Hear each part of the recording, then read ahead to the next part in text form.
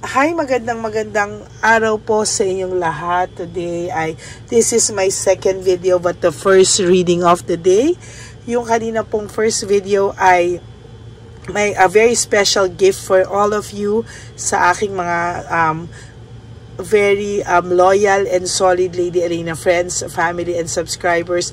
I love you all from the bottom of my heart. At kaya binigyan ko po kayo ng special gift. I shared with my loyal and solid Lady Arena friends, family and subscribers. Pero ingatan lang po at babala masyado pong epektibo yan. Kaya po good intentions lang po. Hindi po gagana ang mga bad intentions doon sa ating ginawa. Okay?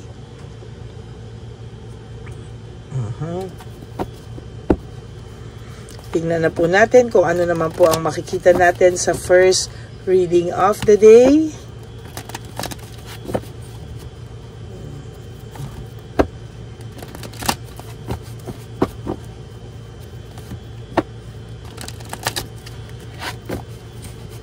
Pili po tayo ng 10.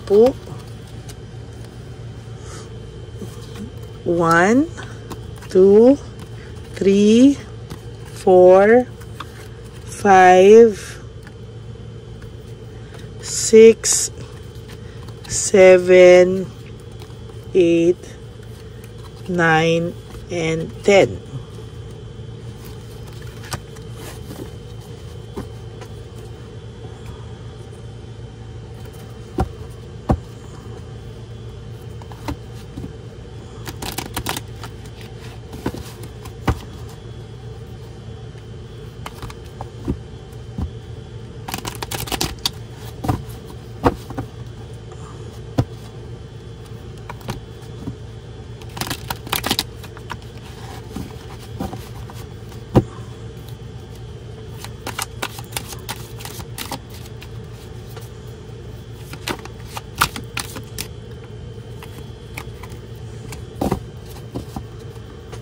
Pili na po tayo ng 10. 1, 2, 3, 4, 5, 6, 7, 8, 9, and 10.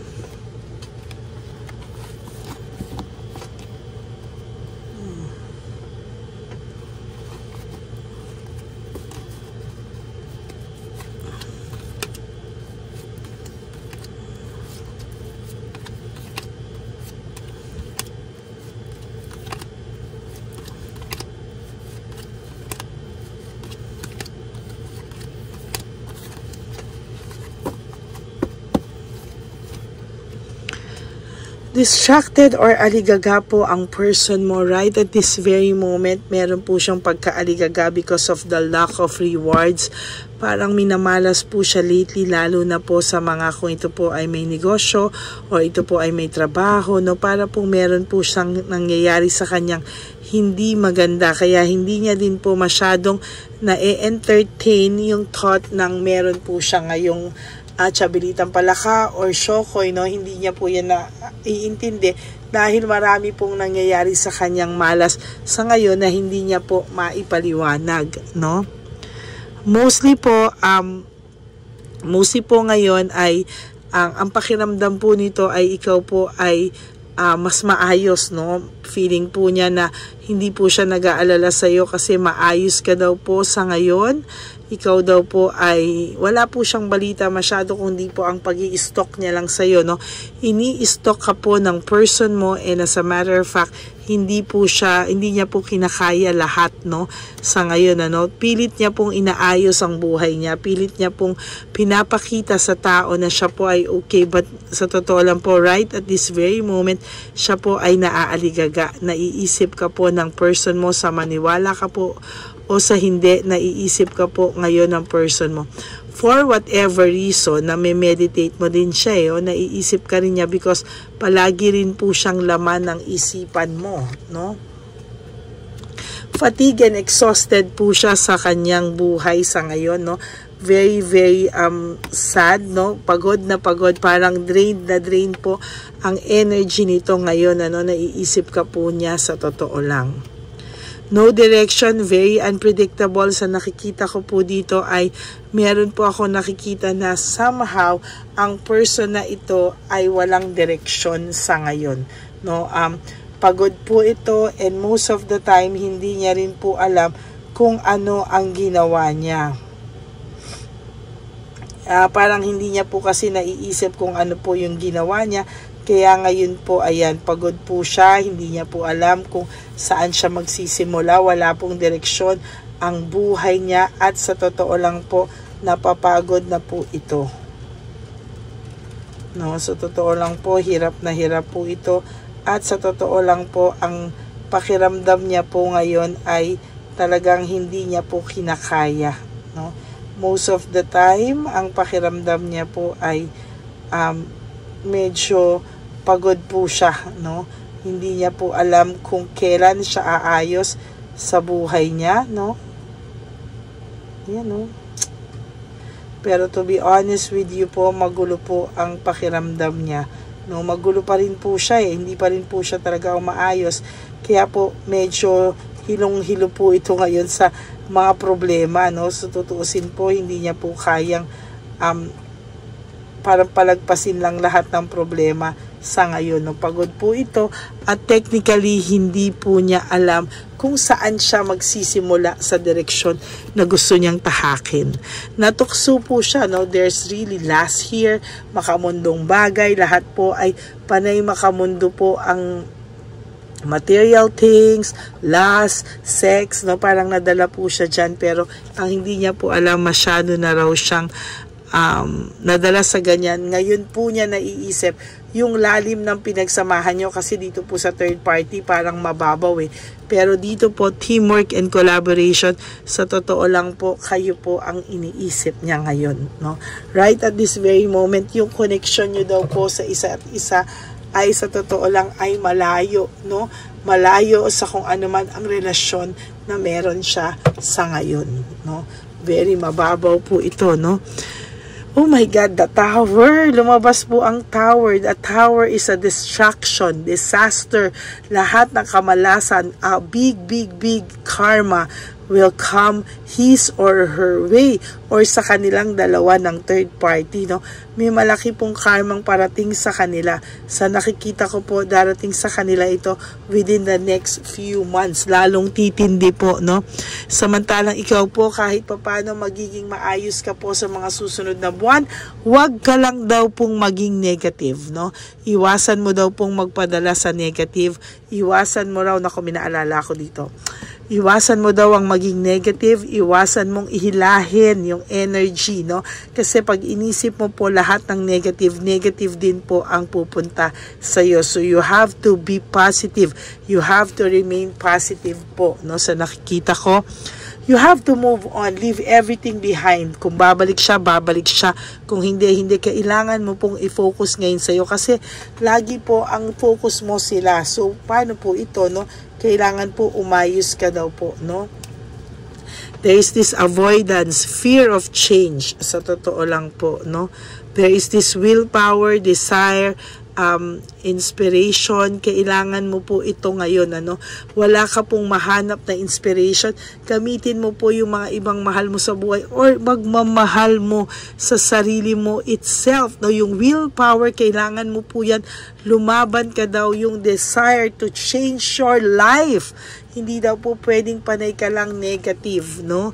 Ayan, no? Lalo na po sa iba sa inyo, hindi pa raw yung iba sa inyong walang anak, no?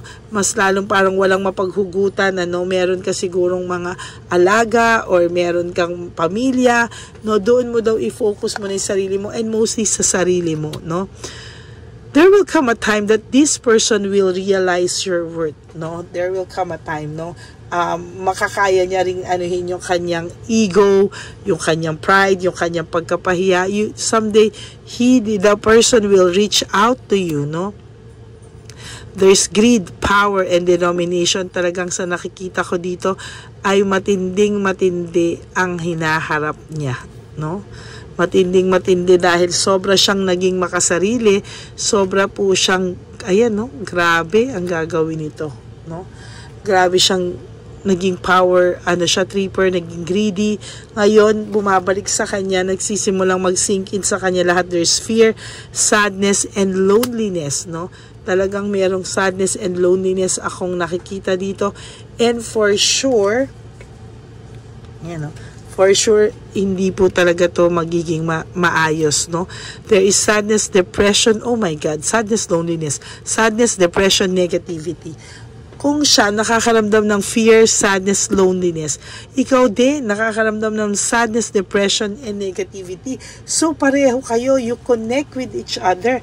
Nagko-connect po kayo yung mga negativity po ng isa't isa, yung lungkot po ng isa't isa. Actually, nami-mirror nyo po yung isa't isa. So kung bakit ka po niya ganyan, kung bakit po nararamdaman niyang ganyan, nararamdaman mong ganyan, because ganyan din po pala ang nararamdaman niya, no?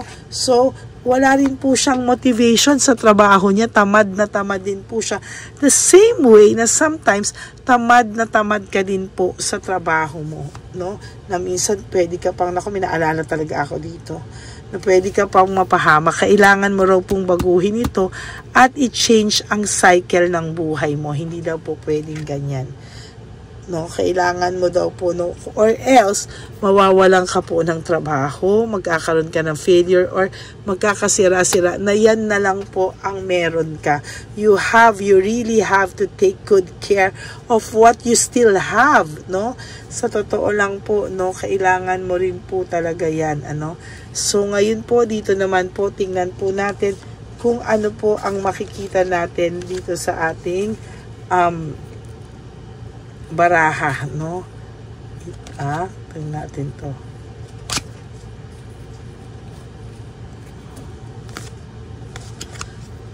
So, magtanong ka po, no? Hindi ko po alam kung ano-ano na dito. Nagkapalit-palit na po ito, no? Hindi na po natin alam kung ano na po ito. Okay. So, bubunot po tayo para magtanong ka po ng isang question, no, at tatanungin po natin kung ano po ang magiging sagot. Dati po, tinanong ko na po to, ang sabi sa iyo is you just have to wait, no, kailangan mo pong magtanong. Okay. Bibigyan po kita ng ilang minuto, magtanong ka po.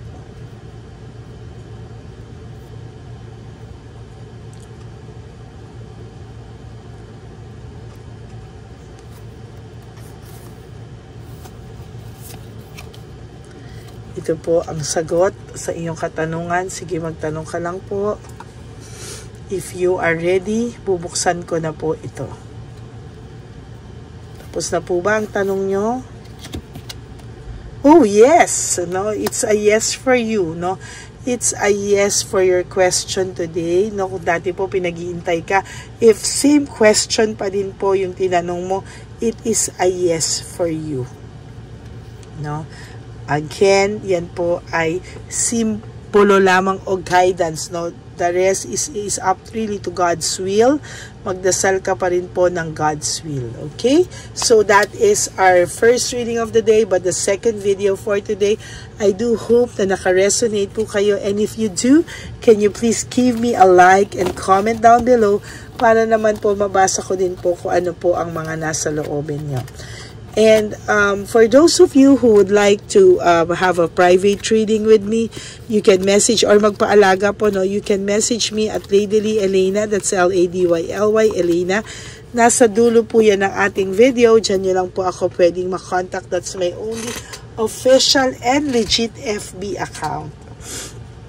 And sa lahat po, sorry po, nang nagbibigay ng super thanks for my birthday,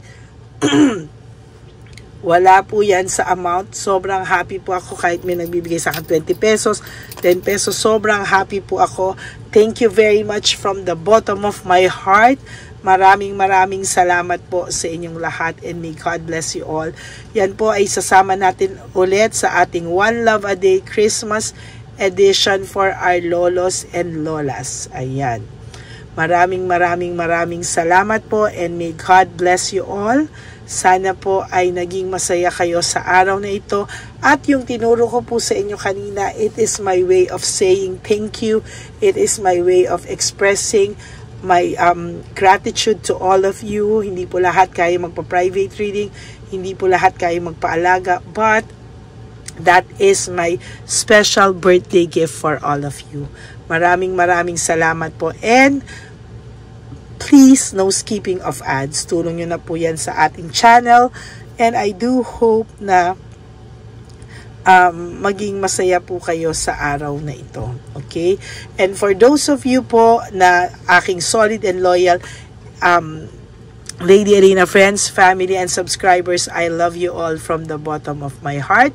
Mahal na mahal ko po kayo, and maraming salamat po sa inyong lahat. And lagi ko pong bilin sa inyo is just to live one day at a time. Huwag nyo muna pong problemahin ang mga susunod na araw sa buhay nyo o mga okasyon. Just live for today. Do 3 things that will make you happy, and sana po ay maging masaya kayong lahat. Iwasan nyo po ang maging nega. Okay? And remember that life is too short, really short, no? So don't make it shorter by stressing yourself from all the pains and heartaches na binigay po sa inyo na kahapon. Just surrender everything to the divine universe and just let go and let God write your life and love story. Ako po ay magbabalik for our second reading but third video of the day. I do hope na maging masaya po kayo. At yung kagabi po, no, mag-wish din po kayo doon. Pwede nyo po yan ulit-ulitin every day, no, hanggang may wish po kayo at may gusto po kayong ihihingi, no, but only if you have faith and pananampalataya. Okay? God bless you everyone, and I love you all. I will be back for another set of reading, at mag-ingat po kayo. Don't forget to hear mass for today po. I love you and God bless you. Bye!